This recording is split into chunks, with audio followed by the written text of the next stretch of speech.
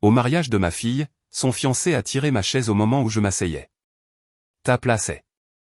Au mariage de ma fille, tout aurait dû être une célébration lumineuse, une journée capable d'effacer les années de doute, de remords et de distance maladroite entre nous. Pourtant, au moment même où je cherchais à trouver ma place dans cette fête, quelque chose s'est fissuré profondément.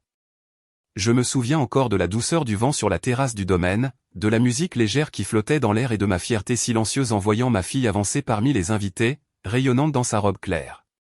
Quand arriva l'heure du repas, je me dirigeai vers ma table avec la sensation étrange d'être à la fois présent et en retrait.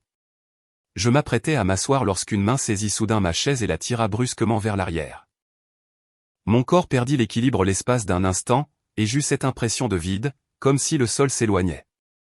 Dans les regards des invités proches, je vis une gêne rapide, un flottement.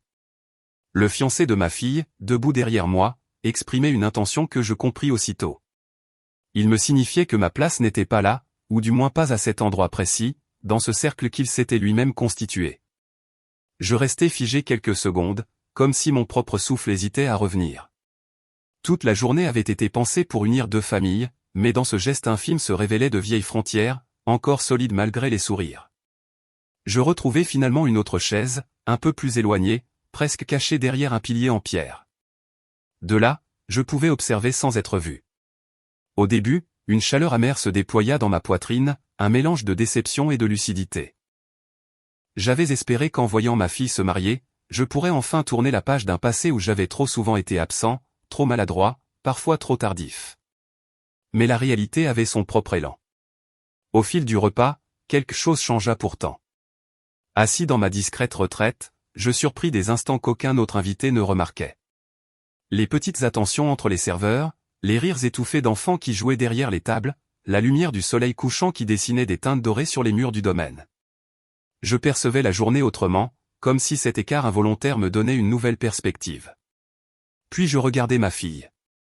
À plusieurs reprises, son regard glissa vers moi, rapide mais chargé d'un message que je compris sans qu'elle n'ait besoin de mots. Elle savait. Elle avait vu. Et même si elle ne bougeait pas de sa place, sa présence se tendait vers la mienne, comme un fil discret mais solide. Ce jour-là, j'appris que les places que l'on nous attribue ne sont pas toujours celles que l'on mérite ni celles que l'on doit accepter.